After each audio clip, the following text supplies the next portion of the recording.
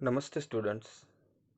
In this video lecture session we are going to learn about English second language standard 11, and in this lecture we are going to deal with unit number 1, read number 1, that is the journey of my life from Earth to Everest. Students, this is the third part of the video lecture lesson, and in this lesson we will start from scene number 2. આ video લેક્ચરના part 1 અને part 2માં આપણે અરુણિમા સિન્હાના જીવનમાં કેવા કેવા changes આવ્યા હતા તેની વાત કરવાની શરૂઆત કરી હતી. સીન 1માં આપણે ભણી ચૂક્યા હતા કે અરુણિમા એ જ્યારે ટ્રેનમાં સફર કરતી હતી એવા સમયે તેના જીવનમાં એક હાદસો બન્યો. એ હાદસા પહેલાં Arunima was the player of volleyball team, volleyball રમતી હતી અને એ ટ્રેનમાં મુસાફરી કરતી હતી. એના જીવનમાં એક હાદસો બન્યો અને અરુણિમા ચાલતી ટ્રેનમાંથી નીચે પટકાઈ ગઈ. નીચે પટકાઈ ગઈ એટલે તેનો ડાબો પગ છે એ ભાંગી ગયો, તૂટી ગયો અને એને કપાવવો પડ્યો. હવે સીન 2માં આપણે આગળ જોઈએ છીએ. I was admitted to AIIMS, Delhi on the intervention of the PM. જે શું કહે છે કે જ્યારે આ ઘટના બની ગઈ ત્યારબાદ અરુણિમા તો બેભાન થઈ ગઈ હતી, પરંતુ પછી અરુણિમાને એઇમ્સનું ફૂલ ફોર્મ આપણે ગયા પાર્ટની અંદર ભણી ગયા છીએ.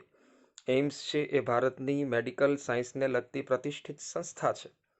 તો અરુણિમાને એઇમ્સ કે જે દિલ્હીમાં આવેલી છે ત્યાં દાખલ કરવામાં આવી on the intervention of the PM. PM means prime minister.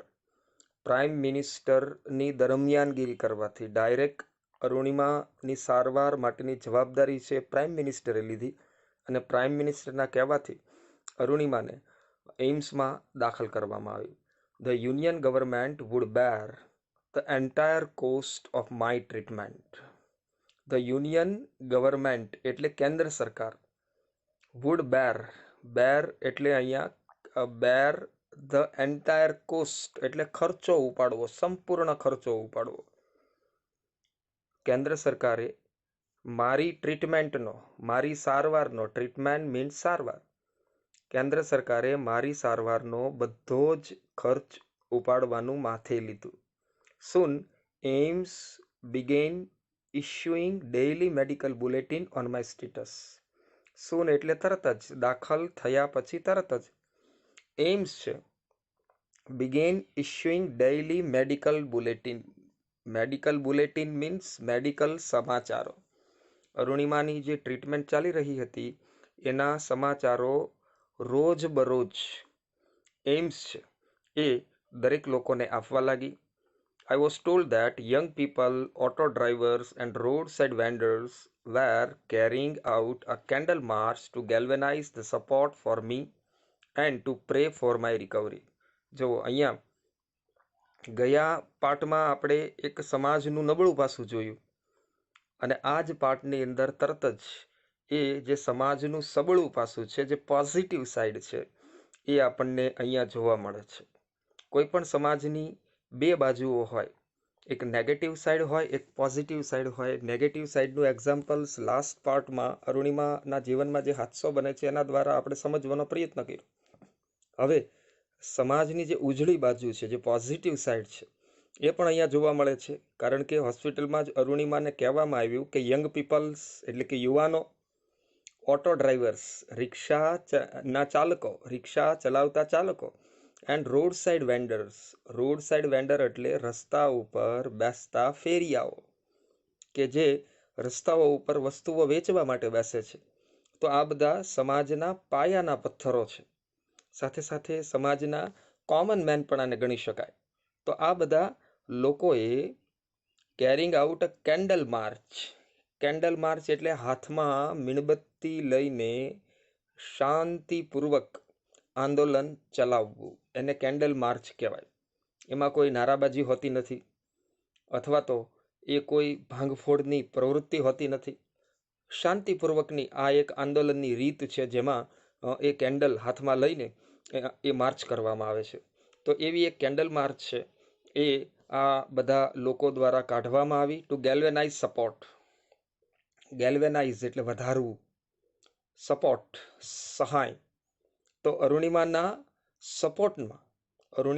સપોર્ટને વધારવા માટે and two pre for my recovery, અને મારી રિકવરી થઈ જાય, હું ફરીથી સાજી થઈ જાઉં, એની પ્રે એટલે પ્રાર્થના માટે આ પ્રકારની એક કેન્ડલ માર્ચ છે, એ યંગ પીપલ દ્વારા, ઓટો ડ્રાઈવર્સ દ્વારા, રોડ સાઇડ વેન્ડર્સ દ્વારા કાઢવામાં આવી. With the help of the best and the latest technology. તો શું કહે છે અહીંયા કે with the help of best, શ્રેષ્ઠ, અને લેટેસ્ટ ટેકનોલોજી, કારણ કે એઇમ્સની જે ટેકનોલોજી હોય એ ઇન્ડિયામાં નવામાં નવી લેટેસ્ટ ટેકનોલોજીનો આવિષ્કાર છે એઇમ્સમાં થતો હોય છે. બેસ્ટ ડૉક્ટર્સની ટીમ છે એ એઇમ્સમાં કામ કરતી હોય છે. તો એ છેલ્લામાં છેલ્લી ટેકનોલોજીના ઉપયોગથી અને બેસ્ટ ટેકનોલોજીના ઉપયોગથી gradually I started responding to the treatment. Gradually, ધીમે ધીમે મારું શરીર છે, આઈ સ્ટાર્ટેડ રિસ્પોન્ડિંગ, મારું શરીર છે એ પ્રત્યુત્તર આપવા લાગ્યું. કોને પ્રત્યુત્તર આપવા લાગ્યું? સારવારને. તો ડૉક્ટર્સની ટીમ જે સારવાર કરતી હતી, ડૉક્ટર્સ કોઈ પણ શરીરની સારવાર કરે છે ત્યારે ધીમે ધીમે એ શરીર છે એ સારવારને પ્રત્યુત્તર આપવા લાગે. ધેટ મીન્સ શરીર જે છે એ સાજું થવા લાગે.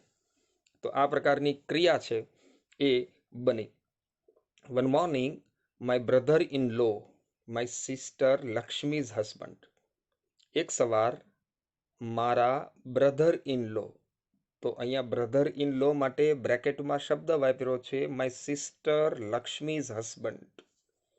તો અહીંયા એની બહેન લક્ષ્મીના પતિ, એટલે અહીંયા બ્રધર ઇન લોનો અર્થ આપણે જીજાજી અથવા તો બનેવી એવો એનો અર્થ કરી શકીએ. તો એક દિવસ અરુણિમાના બનેવી છે, એના જીજાજી છે, જેનું નામ છે Sahib, suddenly ask me. Sahib ત્યાં બેઠા હશે, અરુણિમાના સિસ્ટરના પતિ ત્યાં બેઠા હશે, એનું નામ છે સાહિબ, અને સાહિબે મને અચાનક પૂછ્યું. સડનલી મીન્સ અચાનક. મને અચાનક પૂછ્યું, એવરેસ્ટ ચઢોગી? વિદ્યાર્થી મિત્રો, તમે વિચાર કરો કે જે યુવતીની ટ્રીટમેન્ટ ચાલી રહી છે હોસ્પિટલની અંદર, જે યુવતીનો ડાબો પગ કપાઈ ચૂક્યો છે, જે યુવતીના જીવનમાં થોડા સમય પહેલાં જ આવો એક મોટો હાદસો બની ચૂક્યો છે, અને એ યુવતીને હોસ્પિટલની અંદર કોઈ વ્યક્તિ એમ પૂછે કે એવરેસ્ટ ચઢોગી, તો પહેલી જ નજરે આ આપણને એક મજાક લાગે છે. અરુણિમાની સાથે આ મજાક થઈ હોય એવું લાગે છે. He had just read an interesting piece of information in the newspaper. પરંતુ વિદ્યાર્થીઓ, આ મજાક નથી, કારણ કે સાહિબ એ અરુણિમાને જાણતા હતા. સાહિબને ખબર હતી કે અરુણિમા એ પ્રકારની યુવતી છે જે જીવનના સંઘર્ષો સામે ઝૂકી જતી નથી. અરુણિમા છે એ પ્રકારની યુવતી છે કે જેના જીવનમાં મુશ્કેલી આવે તો એનું જીવન અટકી પડતું નથી.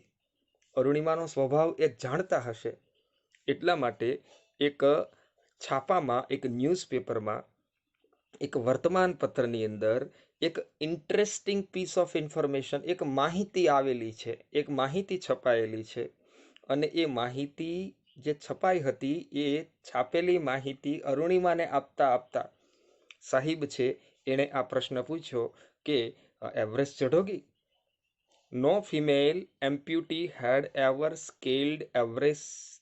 જો શું આ માહિતી કઈ હતી કે નો ફિમેલ એમ્પ્યુટી, અહીંયા શબ્દ છે amputee. Amputee means a person whose limb has been cut.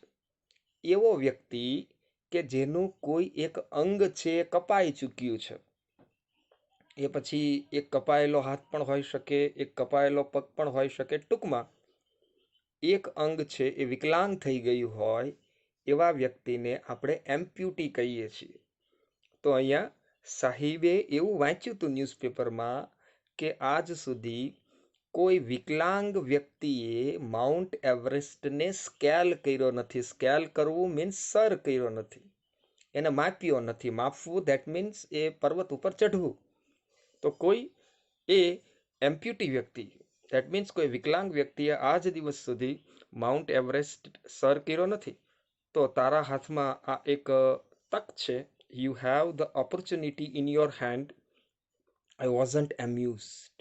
Arunima કહે છે કે કોઈ બીજી યુવતી હોત તો એ એમ્યુઝ, આશ્ચર્યમાં પડી જાત. શા માટે આશ્ચર્યમાં પડી જાત? કારણ કે સામું કહેત કે હું હોસ્પિટલાઇઝ છું, મારો એક પગ છે કપાઈ ચૂક્યો છે અને મારી સાથે આવી મજાક કરો છો. પરંતુ અરુણિમાને આ મજાક લાગતી નથી, આશ્ચર્ય પણ થતું નથી. I have lost a leg and you are talking of Mount Everest. મેં મારો પગ ગુમાવ્યો છે અને તમે માઉન્ટ એવરેસ્ટ ચઢવાની વાત કરો છો. I started talking to myself. હું મારી જાત સાથે વાત કરવા લાગી. If I could take a shot at Everest and succeed, I would become the first female amputee to hold that record. મારી સાથે મેં કઈ વાત કરી કે કદાચ જો હું આ ઓપોર્ચ્યુનિટી મારા જીવનમાં લઈ લઉં, મને અત્યારે ઓપોર્ચ્યુનિટી મળી છે, અધરવાઇઝ હું એમ્પ્યુટી નહોતી, હું વિકલાંગ નહોતી, હું દિવ્યાંગ નહોતી. મારી પાસે બંને પગ હતા, બંને હાથ હતા, મારું એક પણ અંગ છે એ કામ નહોતું કરતું. એવું આની પહેલાં નહોતું, પરંતુ મારા જીવનમાં ઘટના બની એટલે હું હવે એમ્પ્યુટી બની છું. તો આને મારે ખોટના સંદર્ભમાં નહીં, પણ આને મારે તકના સંદર્ભમાં જોવું જોઈએ.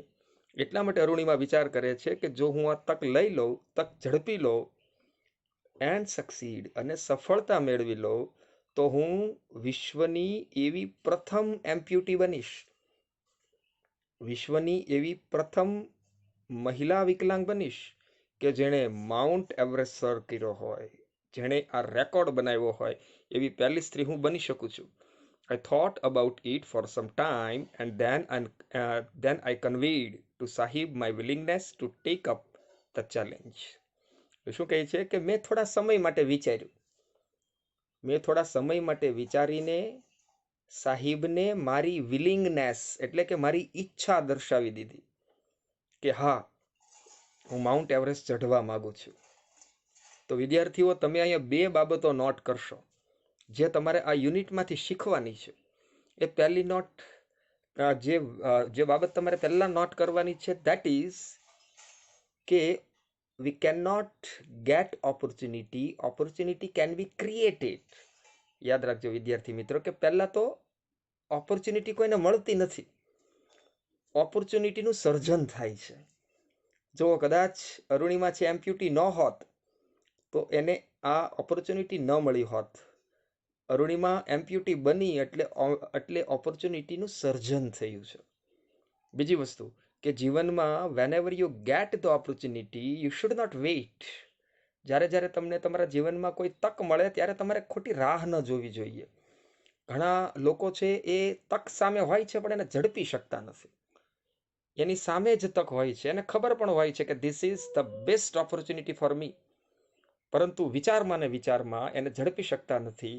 તક છે એ પાણીની જેવી છે કે થોડી વારમાં તમારી પાસેથી ચાલી જાય છે, પછી તમે ગમે એટલો પ્રયત્ન કરો એને મેળવવાનો, એની પાછળ તમે ગમે એટલા દોડો છો, તમને મળતી નથી. તો જીવનમાં જ્યારે તક મળે છે એને ઝડપી લેવી જોઈએ. અરુણિમાને તક મળી, ઝડપી લીધી. બીજી વસ્તુ તમને આમાંથી જોવા એ મળશે ડિસિઝન મેકિંગ પાવર, નિર્ણય શક્તિ.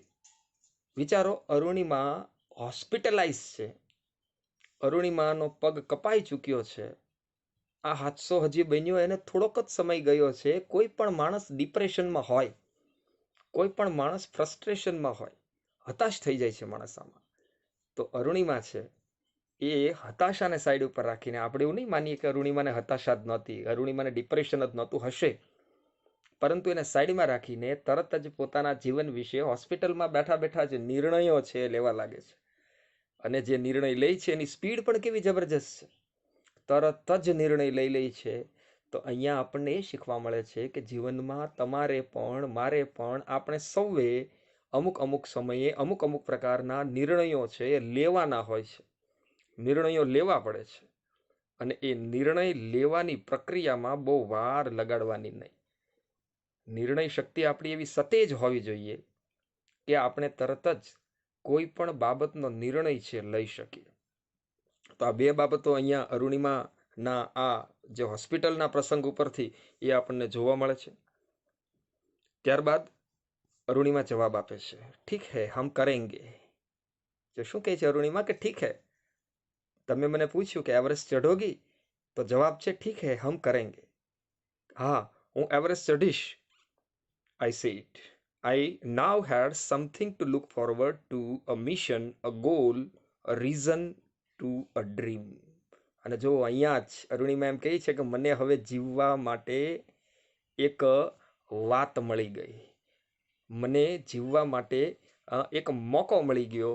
અને એમ કહે છે અરુણિમા કે આઈ નાવ હેડ સમથિંગ ટુ લુક ફોરવર્ડ. હવે મારા જીવનમાં મારે હવે કંઈક આગળ વિચારવાનો મને મોકો મળ્યો છે. અ મિશન, મને જીવનનો હેતુ મળી ચૂક્યો છે. અ ગોલ, મને જીવનનો ધ્યેય મળી ચૂક્યો છે.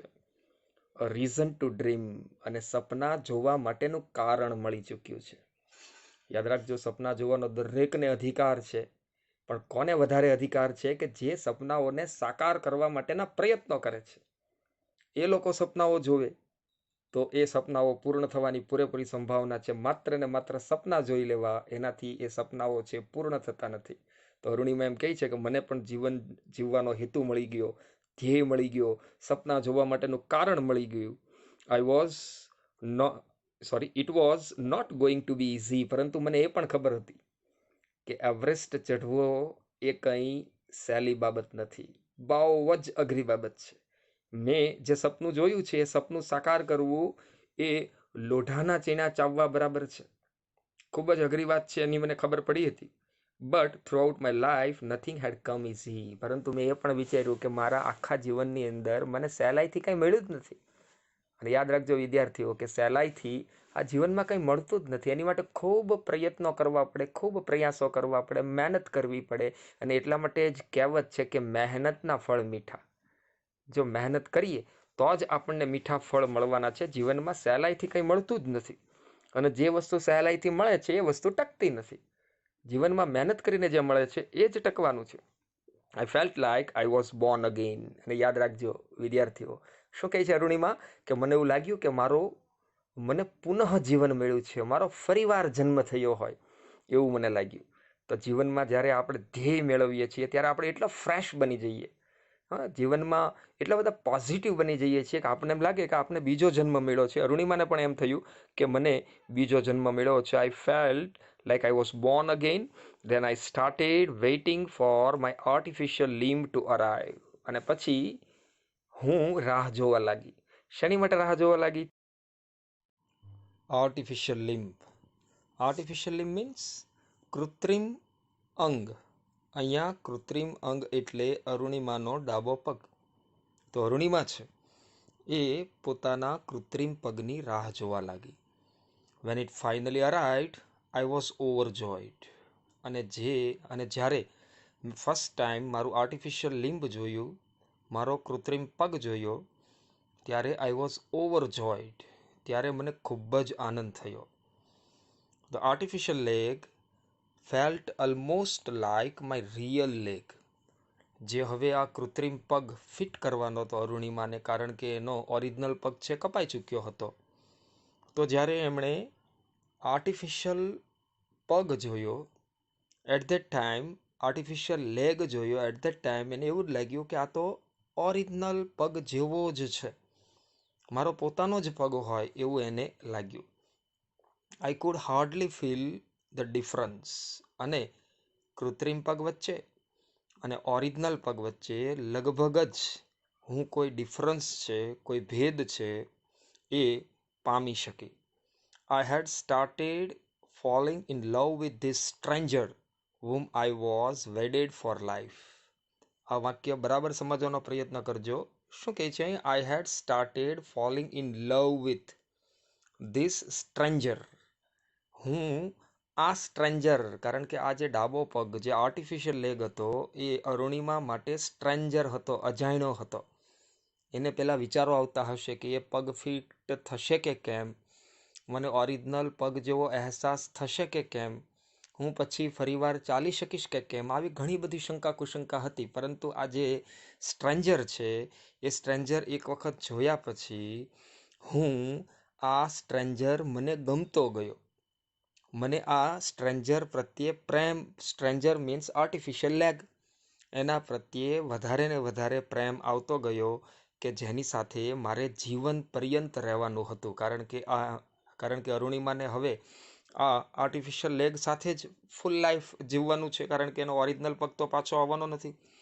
આઈ had set my eyes on a mountain and I needed to prepare myself with the help of this stranger. અને હવે મારી નજર માઉન્ટેન ઉપર હતી. માઉન્ટેન મીન્સ પર્વત ઉપર હતી. અને મેં મારી જાતને આ સ્ટ્રેન્જર સાથે માઉન્ટેન ઉપર ચડવા માટે પ્રિપેર કરવા લાગી, તૈયાર કરવા લાગી હું મારી જાતને. Now we are looking at scene number 3. જુઓ, પ્રથમ સીન છે એ ટ્રેનનો છે. ટ્રેનમાં હાદસો બને છે એની પછીનો સીન નંબર 2 છે એ હોસ્પિટલનો છે. અને હવે આપણે જોઈએ છીએ scene number 3.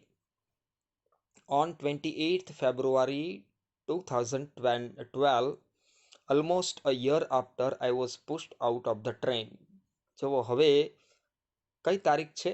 28th of February 2012.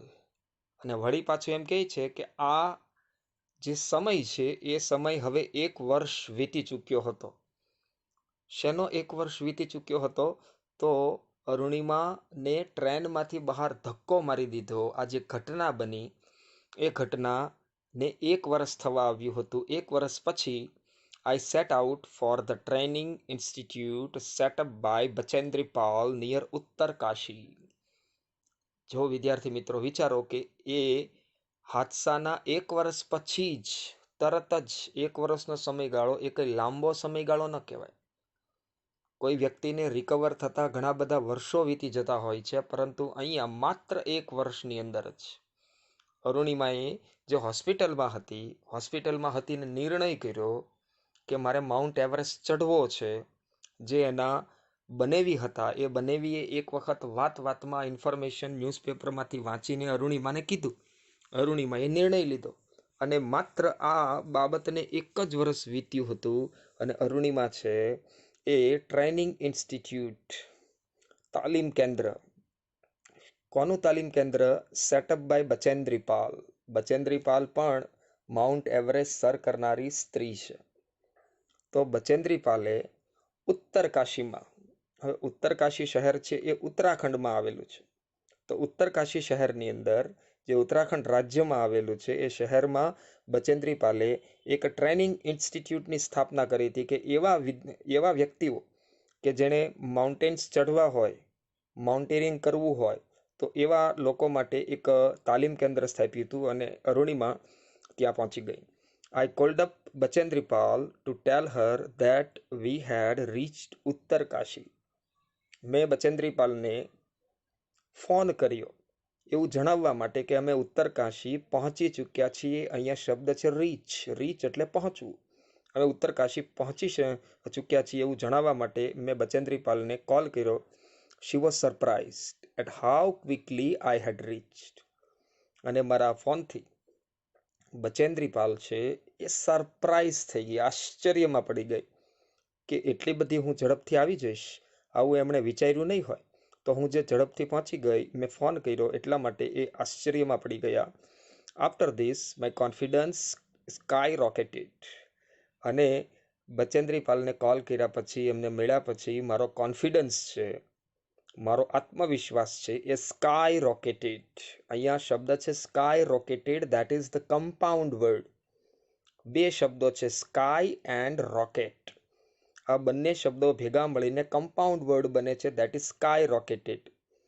તો સ્કાયમાં, અવકાશમાં રોકેટ કેટલું ઝડપથી જાય છે, કેટલું ઊંચું જાય છે. તો આવી રીતે અરુણિમાનો કોન્ફિડન્સ પણ ખૂબ ઊંચો ગયો. દેટ મીન્સ એને ખૂબ કોન્ફિડન્સ મળ્યો, આત્મવિશ્વાસ એનામાં ભરપૂર થઈ ગયો. એટલા માટે અહીંયા શબ્દ વાપર્યો છે skyrocketed. Bachendri Pal always pumped fresh confidence in me. અને જુઓ, બચેન્દ્રી પાલ છે, શી ઇઝ ધ ગુરુ ગુરુના સ્થાને છે અત્યારે અરુણિમાના, અને ગુરુનું એ કાર્ય છે કે પોતાના વિદ્યાર્થીઓમાં કોન્ફિડન્સ, આત્મવિશ્વાસ આવે એવી વાતો એમને કરવી, જેનાથી વિદ્યાર્થીને એમ થઈ શકે કે આઈ કેન ડુ ઇટ, હું આ કાર્ય કરી શકું છું.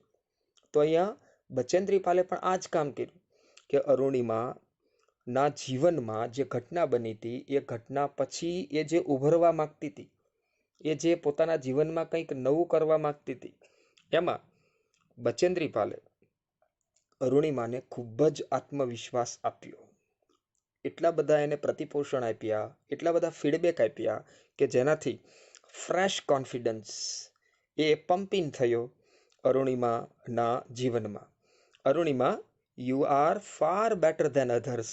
અને કઈ રીતે અરુણિમાને કોન્ફિડન્સ મળતો હતો? બચેન્દ્રી પાલના શબ્દોથી. તો બચેન્દ્રી પાલ કહેતી અરુણિમાને કે Arunima, you are far better than others. Arunima, તું બીજા કરતાં બહુ સારી છે. These people seem to be suffering from handicap, not you.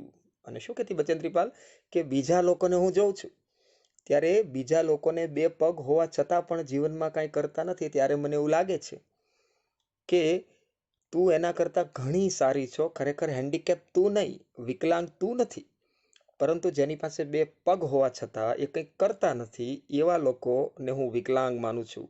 તું વિકલાંગ નથી. I am proud of you. મને તારા પર ગર્વ છે. But before Everest expedition you will have to prove yourself. પરંતુ જો કોન્ફિડન્સ આપવો, that is the duty of the teacher, that is the duty of the guru. But એની સાથે સાથે સત્યતાનું ભાન કરાવવું, સાચી વસ્તુ કહેવી, એ પણ એક ટીચરની ડ્યુટી છે.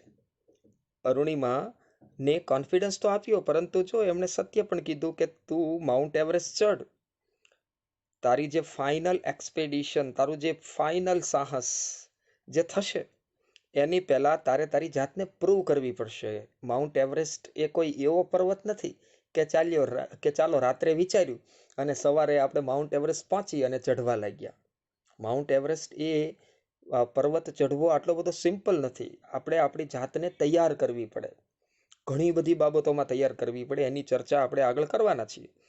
If you climb 21,798 feet high Chamsar Kangdi mountain in Ladakh, you will be on your way to Everest.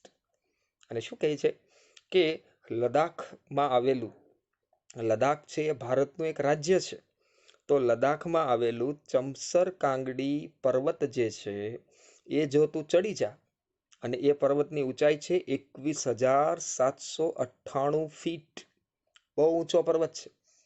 અને એ પર્વત જો તું ચડી જઈશ તો મને વિશ્વાસ છે કે તારી માટે એવરેસ્ટના દરવાજા ખુલ્લી જશે. દેટ મીન્સ તું એવરેસ્ટ પર્વત ચઢી શકીશ. તો તારે એવરેસ્ટ પર્વત ચઢવા માટેની નેટ પ્રેક્ટિસ કરવા માટે, એની પૂર્વ તૈયારી કરવા માટે તારે ચમસર કાંગડી નામનો માઉન્ટેન છે ચઢવો પડશે, જેનાથી તને પ્રેક્ટિસ મળશે અને પછી તું માઉન્ટ એવરેસ્ટ ચઢવા જઈ શકીશ. I successfully completed that expedition. અને મેં એ જે પર્વત છે એ પર્વત મેં સક્સેસફુલી, સફળતાપૂર્વક પાર પાડ્યો. એ પર્વત હું ચઢી શકી. By the time we reached the base camp.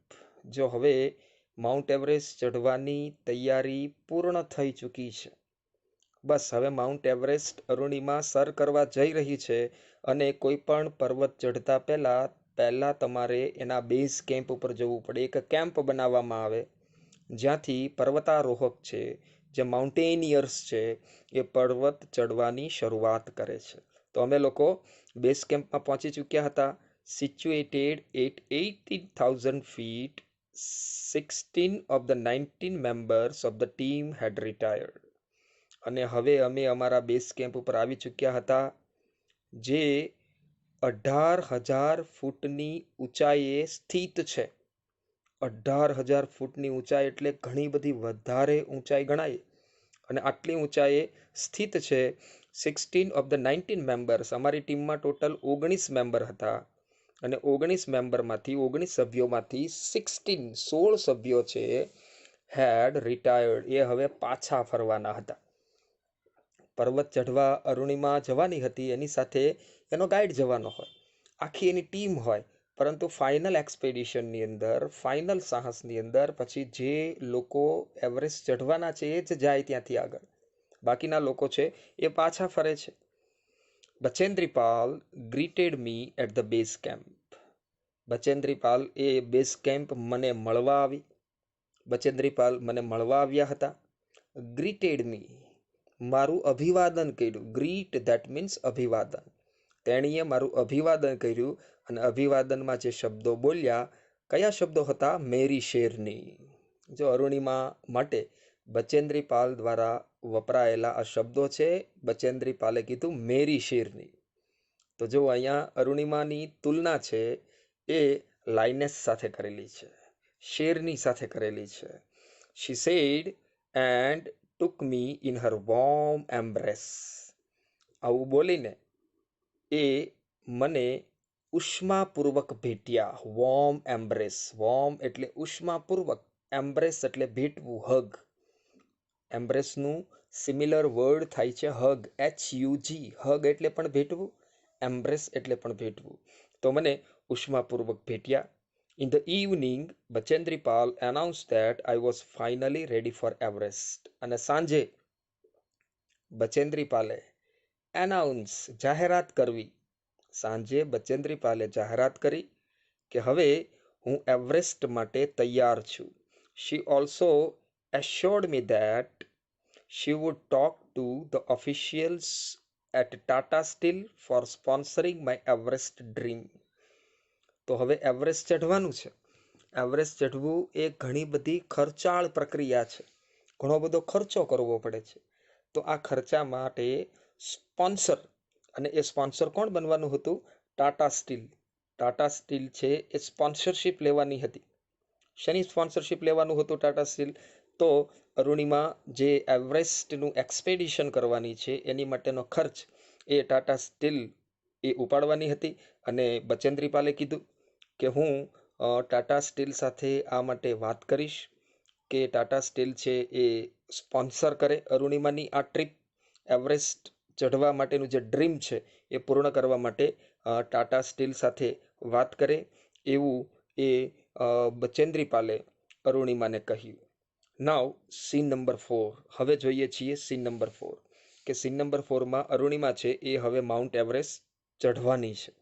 તો સીન નંબર 1 છે એ અરુણિમાના જીવનમાં જે ઘટના બને છે એની માટે. સીન નંબર 2 છે એ જે હોસ્પિટલાઇઝેશન એનું જે થાય છે એની માટેનો. સીન નંબર 3 છે એ ટ્રેનિંગ ઇન્સ્ટિટ્યૂટમાં કઈ રીતે ટ્રેનિંગ મેળવે છે અરુણિમા એનો છે. અને હવે સીન નંબર 4 આપણે જોવાના છીએ. That will be the final expedition of Arunima. જોઈએ આપણે scene 4. I arrived at Everest Base Camp on 11th April 2013. હું 11મી એપ્રિલ 2013ના દિવસે બેઝ કેમ્પમાં આવી, એવરેસ્ટ ચઢવા માટેના બેઝ કેમ્પમાં આવી. Near about 2 years had passed since was thrown out of the moving train. જો અરુણિમા હજી પોતાના ભૂતકાળને વાગોળે છે. અરુણિમા એમ કહે છે કે હવે અરુણિમાને ચાલતી ટ્રેનમાંથી બહાર ફેંકી દેવામાં આવી હતી, એને હવે 2 વર્ષ વીતી ચૂક્યા હતા. તો સક્સેસફુલ માણસ કોને કહેવાય? કે જે ભૂતકાળને નજર સમક્ષ રાખે, વર્તમાનમાં જીવે અને ભવિષ્ય વિશે વિચારે. તો આ જે ત્રણેય કાળને યોગ્ય રીતે ટ્રીટ કરે એ વ્યક્તિ પોતાના જીવનમાં સફળતા મેળવી શકે છે. અરુણિમાને હજી એનો ભૂતકાળ, જો ભૂતકાળ તરફ કોઈને અફસોસ નથી, ભૂતકાળને એ ખરાબ રીતે વાગોળતી નથી, પરંતુ ભૂતકાળમાં શું બન્યું છે એ એની નજર સમક્ષ છે. At the camp nobody seemed to know that I had an artificial leg. અને શું કહે છે કે આ કેમ્પમાં કોઈને ખબર નહોતી કે અરુણિમાનો પગ છે એ આર્ટિફિશિયલ છે, કૃત્રિમ છે, એવી કોઈને ખબર જ નહોતી. ઓરિજિનલ પગ જેવું જ લાગતું હતું અને અરુણિમા નું વર્તન પણ એવું હતું, એના બિહેવિયર પણ એવા હતા કે કોઈને ખબર પણ ન પડે કે અરુણિમાને આર્ટિફિશિયલ લેગ છે, કોઈને ખ્યાલ નહોતો. વન ડે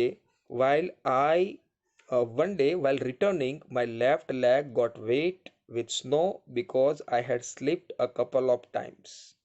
જો શું કહે છે કે એક દિવસ હું જ્યારે પ્રેક્ટિસ કરવા માટે પર્વત ચઢવા માટે ગઈ અને ત્યારે ત્યાં બહુ વેટ હતું. વેટ એટલે ભીનાશ હતી, અને એ ભીનાશના કારણે હું કપલ ઓફ ટાઈમ્સ એક બે વાર સ્લીપ એટલે એ પડી જવું. ખાસ કરીને એ જે લપસીને પડી જઈએ એની માટે સ્લીપ શબ્દ વાપરીએ છીએ કે એક બે વાર હું લપસીને પડી ગઈ એ બરફના કારણે, ભીનાશના કારણે.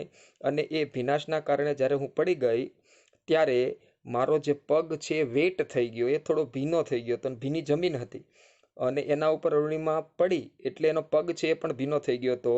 On the slippery surface that means slippery surface એટલે એ આપણે પડી જઈએ એ પ્રકારની જમીન, લપસીને પડી જઈએ એ પ્રકારની જમીન હતી.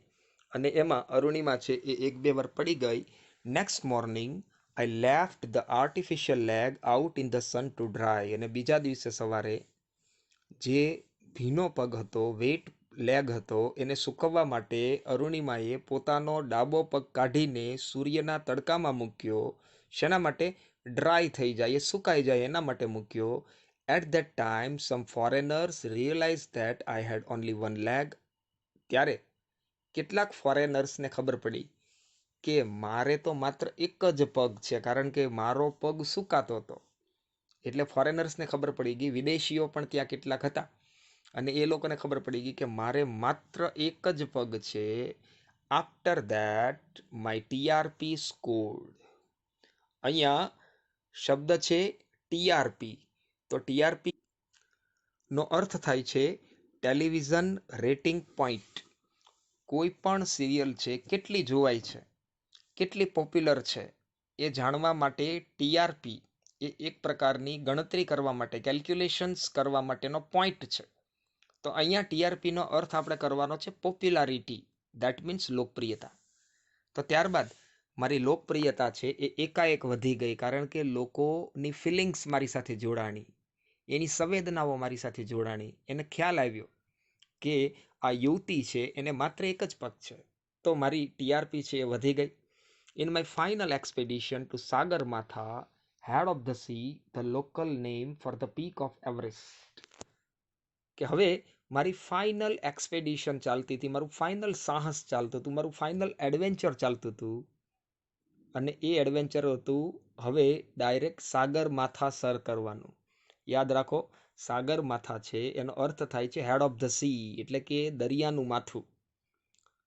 The local name for the peak of Everest. નેપાળના લોકો છે એ એવરેસ્ટને સાગરમાથાના નામે ઓળખે છે, એ એનું ત્યાંનું સ્થાનિક નામ છે. Nima Kancha was my mountain guide. અને હવે મારી ફાઇનલ એક્સપેડિશનમાં નીમા કાંચા નામનો વ્યક્તિ છે એ મારો માઉન્ટેન ગાઈડ હતો, પર્વત ચઢવા માટે મારો માર્ગદર્શક હતો. He was a nice and helpful Nepalese man. અને આ જે નીમા કાંચા છે એ ખૂબ સરસ, વ્યવસ્થિત અને મદદ કરે એવો નેપાળી માણસ હતો, નેપાળી વ્યક્તિ હતો. who used to scold me at times when upset. અને જ્યારે એ તાણ અનુભવતો હોય, અપસેટ હોય, ચિંતામાં હોય, એવા સમયે એ મને સ્કોલ્ડ એટલે ઠપકો આપવો કે ખીજાવવું, ત્યારે એ મને ખીજાતો. The last trek to the peak of Everest began.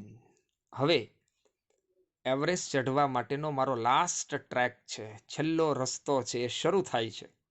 It was very dangerous. Description આપે છે, એવરેસ્ટ ચઢવા માટેનો રસ્તો કેવો છે? ડેન્જરસ, ખતરનાક, ભયાનક રસ્તો છે. નેરો પાથ, સાંકડો રસ્તો છે. એવરેસ્ટ ચઢવો એ મેં તમને વારંવાર કીધું છે, સહેલી બાબત નથી. ખૂબ જ ખતરનાક પર્વતોમાંનો એક પર્વત માઉન્ટ એવરેસ્ટ છે. તો એવરેસ્ટનો રસ્તો ખતરનાક છે, સાંકડો છે. આઈ સ્લીપ્ડ એન્ડ ફેલ વન્સ. એક વખત હું લપસી ગઈ, પડી ગઈ. Even my oxygen was running out. અને મારો ઓક્સિજન છે એ પણ રનિંગ આઉટ હતો, એ પણ શરૂ હતો, એ પણ જતો રહેતો હતો. I was struggling with my paining leg. અને લપસી જવાથી, પડી જવાથી, ખૂબ જ ચાલવાથી અઘરો રસ્તો હતો, સાંકડો રસ્તો હતો, ખતરનાક રસ્તો હતો. એના કારણે હવે મને મારો પગ દુખવા લાગ્યો હતો, પેઇન થતો હતો, દર્દ થતું હતું મારા પગમાં. My Sherpa said I must quit. અને મારો જે માઉન્ટેન ગાઈડ હતો એણે પણ મને કહી દીધું કે હવે મારે ક્વિટ કરી દેવું જોઈએ, છોડી દેવું જોઈએ, એવરેસ્ટ ચઢવાનું બંધ કરી દેવું જોઈએ. But I knew that there was no going back. પરંતુ મારા જીવનમાં એક વસ્તુ હું શીખી છું કે હું માત્ર આગળ જ જવામાં માનું છું, નોટ ગોઈંગ બેક. પાછળ જવામાં માનતી નથી. મેં એ શીખ્યું જ નથી. I pushed forward through my Sherpa kept insisting that I should return. અને મેં મારી જાતને આગળ ધકેલા રાખી. પુશ ફોરવર્ડ એટલે આગળ ધકેલવું. હવે લિટરલી હું ચાલતી નહોતી, હું મારી જાતને ધકેલતી હતી. કારણ કે હવે મારા પગ છે એ મારો સપોર્ટ નહોતા આપતા. હું મારી જાતને આગળ ને આગળ ધકેલતી હતી. અને મારા શેરપા જે છે, ધો માય શેરપા, છતાં પણ ધો દેટ ઇઝ શોઈંગ કોન્ટ્રાસ્ટ, એક ફંક્શન છે. મારા શેરપા છે સતત મને ઇન્સિસ્ટ એટલે આગ્રહ કરતા હતા કે મારે હવે પાછું વળી જવું જોઈએ, મારે એવરેસ્ટ છોડવાનું ક્વિટ કરી દેવું જોઈએ. I have enough oxygen to reach the summit and હોઇસ્ટ the countries flag. અને મને શું થતું હતું, હું શું કહેતી હતી, I have enough oxygen to reach the summit. Summit એટલે શિખર. શિખર પહોંચવા માટે મારી પાસે ઇનફ, પૂરતો ઓક્સિજન છે. અને સાથે સાથે મારી પાસે હોઇસ્ટ ધ કન્ટ્રીઝ ફ્લેગ, મારા હાથમાં એ મારા કન્ટ્રીનો ફ્લેગ. તો પછી મારે શિખર પર પહોંચવું જોઈએ, એમ અરુણિમા સિન્હા કહે છે. What happens afterward doesn't matter any more. ત્યાં પહોંચ્યા પછી જે પણ કંઈ થાય એ બાબત વિશે હું વિચારતી નથી. ત્યાં પહોંચ્યા પછી જે ઘટના બને એ ઘટના ભલે બની જતી. I told Nima Kancha firmly. અને આ બાબત મેં નીમા કાંચાને દ્રઢતાપૂર્વક કહી. ફર્મલી એટલે દ્રઢતાપૂર્વક. Remember, none can defeat you until you concede. અહીંયા શબ્દ છે કોન્સીડ. કોન્સીડનો સિમિલર વર્ડ થાય છે સરેન્ડર. સરેન્ડર એટલે ઘૂંટણીએ પડી જવું. જ્યાં સુધી તમે કોઈ પણ બાબતમાં ઘૂંટણીએ પડી જતા નથી ત્યાં સુધી આ દુનિયામાં તમને કોઈ હરાવી શકતું નથી. આ વાક્યનો અર્થ એવો થાય છે કે તમને આ દુનિયામાં કોઈ હરાવી શકતું નથી. જો કદાચ તમને હાર મળી તો એની માટે જવાબદાર તમે પોતે છો. આપણે કોઈ ઉપર હારનો બોજ નાખી શકતા નથી, કારણ કે આ દુનિયામાં તમને કોઈ હરાવી જ શકતું નથી. Yes, occasional failure will test you, but keep trying. હા, એવું બને કે કેટલીક વાર તમને નિષ્ફળતાઓ મળે. ઓકેઝનલ ફેલ્યોર, કેટલીક વાર મળતી નિષ્ફળતાઓ. તમને સમયાંતરે નિષ્ફળતા મળે, પરંતુ એ નિષ્ફળતાઓ તમારી પરીક્ષા કરવા માટે હોય છે. Keep trying. એમાં તમારે સતત ને સતત પ્રયત્ન કરવાનો હોય છે. એક વખત તમે પ્રયત્ન કરવાનું છોડી દો છો એટલે હાર મળે છે. પરંતુ અહીંયા કીપ ટ્રાઇંગ, પ્રયત્ન સતત ને સતત શરૂ રાખો. નિષ્ફળતાથી ડરો નહીં. Some doors of opportunity will certainly open. અને જો તમે સતત કાર્ય કરી રાખશો તો ડોર્સ ઓફ ઓપોર્ચ્યુનિટી એટલે તકના દ્વારો, તો તમારી માટે તકના દ્વારો છે એ ખુલી જશે. Than I could C him following me even as I continue two drag my self to the top. અને આટલી વાત મેં કીધા પછી નીમા કાંચા છે એ મને ફોલો કરી રહ્યો હતો, મને અનુસરી રહ્યો હતો. જોકે હું હવે સમિટ સુધી પહોંચવા માટે ચાલતી નહોતી, રીતસર મારી જાતને ડ્રેગ એટલે ઢસડવું. હું મારી જાતને ઢસડી રહી હતી ટોપ પર પહોંચવા માટે. The drag walk drag continued till it finally happened. આ ડ્રેગ વોક ડ્રેગ એટલે હું મારી જાતને ઢસડું, ચાલું, મારી જાતને ઢસડું, આવું કન્ટિન્યુ રહ્યું. ક્યાં સુધી? Finally it happened. જ્યાં સુધી મારું લક્ષ્ય પૂર્ણ ન થયું ત્યાં સુધી, હું ફાઇનલ અંતિમ પડાવ સુધી જ્યાં સુધી ન પહોંચી ત્યાં સુધી આ જ બાબત શરૂ રહી. The top is a small 20x20 ice table. અને હવે અરુણિમા માઉન્ટ એવરેસ્ટ સર કરી ચૂકી છે, ટોપ ઉપર પહોંચી ચૂકી છે. આમ તો દુનિયાનું ટોપ કહેવાય, કારણ કે દુનિયામાં સૌથી ઊંચામાં ઊંચો પર્વત માઉન્ટ એવરેસ્ટ છે અને માઉન્ટ એવરેસ્ટના ટોપ સુધી અરુણિમા પહોંચી ચૂકી છે. અને આ જે એનું ટોપ છે એ બહુ નાનકડું એવું છે, 20x20નું ખાલી આઈસ ટેબલ હોય એવું લાગી રહ્યું છે. I saw several flags of various countries fluttering proudly. અને મેં ઘણા બધા દેશના ઝંડાઓ, ફ્લેગ્સ એટલે ઝંડો, ઘણા બધા દેશના ઝંડાઓ છે એ મેં ત્યાં જોયા, ફ્લટરિંગ પ્રાઉડલી, જે ગર્વથી ફરફરી રહ્યા હતા. એ મને જે હવામાં જે એ ફરફરી રહ્યા હતા એમાં મને ગર્વ લાગ્યો અને ગર્વથી એ ફરફરી રહ્યા હતા. I had lived this moment so many times in my mind that I did not have to be told that finally I have arrived. અને જે ક્ષણે હું માઉન્ટ એવરેસ્ટ ઉપર પહોંચી, જે ક્ષણે મેં માઉન્ટ એવરેસ્ટ સર કર્યો, એ ક્ષણને મેં કેટલાક સમય માટે જીવી. કારણ કે એ ક્ષણને જીવવી ગમે છે આપણને. જે આપણો ગોલ હોય છે એ ગોલ જે દિવસે પૂર્ણ થાય, જે આપણું સ્વપ્ન હોય એ સ્વપ્ન જે દિવસે પૂર્ણ થાય, તો એ ક્ષણ આપણને જીવવી ખૂબ જ ગમે છે. અને હું ફાઇનલી આઈસ ટેબલ ઉપર આવી ગઈ છું, માઉન્ટ એવરેસ્ટ સર કરી લીધો છે, એ મેં મારી જાતને સમજાવી. At 10:55 AM on 21st May 2013 I was on the top of the world.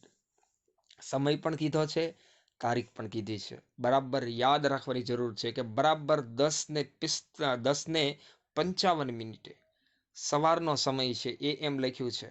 એટલે સવારનો સમય છે 10:55, તારીખ છે 21મી મે 2013. હું દુનિયાના શિખર ઉપર હતી. હું દુનિયામાં સૌથી ઊંચામાં ઊંચું શિખર છે માઉન્ટ એવરેસ્ટ, એના પર હતી. I felt like dancing, crying and laughing at the same time. અને જો આ બધી ફિલિંગ્સ છે, અરુણિમા સિન્હાના હૃદયની બધી ફિલિંગ્સ આપેલી છે. અને ખરેખર આવું જ થાય છે જ્યારે આપણું સ્વપ્ન પૂરું થાય છે, કે મને એક જ સમયે ડાન્સ કરવાની ઈચ્છા થઈ, રડું થઈ ગઈ, હું રડમસ થઈ ગઈ, હું હસું થઈ ગઈ. બધી જ ફિલિંગ્સ એક સાથે આવી જાય છે. જો આ ફિલિંગ્સ આપને ક્યારે આવે છે? જ્યારે જે સ્વપ્ન ઘણા સમયથી આપણે જોયું હોય, જે સ્વપ્ન પૂર્ણ કરવું આપણે અઘરું લાગતું હોય, જે હેતુ આપણને પૂર્ણ કરવો અઘરો લાગતો હોય, ત્યાં સુધી આપણે પહોંચી ગયા હોઈએ આપણી સખત મહેનત પછી, તો ત્યારે આપણા હૃદયમાં આવી ફિલિંગ્સ આવી જાય. My mind was a kaleidoscope of emotions. અને મારા હૃદયમાં ઘણી બધી લાગણીઓનું મિશ્રણ, કેલિડોસ્કોપ મિશ્રણ એ તૈયાર થયું હતું. ઘણી બધી લાગણીઓનું મિશ્રણ હતું. Everyone has reason two B alive. અને મને ત્યાં જઈને એવી લાગણી થઈ કે આ દુનિયામાં દરેક વ્યક્તિ જીવી રહ્યા છે, તો એ જીવવા માટેનું કંઈક કારણ છે, કોઈક હેતુ છે. દરેક વ્યક્તિ હેતુ માટે જીવી રહી છે. મે બી ધીસ વોઝ માઇન. અને કદાચ હું આ ઘટના પછી પણ એના જીવનમાં જે એક ભયાનક ઘટના બની ગઈ, અને એ ભયાનક ઘટના પછી પણ જો કદાચ અરુણિમા એમ વિચારે છે કે હું જો જીવતી રહી હોઉં, તો કદાચ મારા જીવન માટેનું કારણ આ હશે, મારા જીવન માટેનું ધ્યેય આ હશે, એવું મને લાગે છે. I held my flag and raised both my hands high up to register my country's record.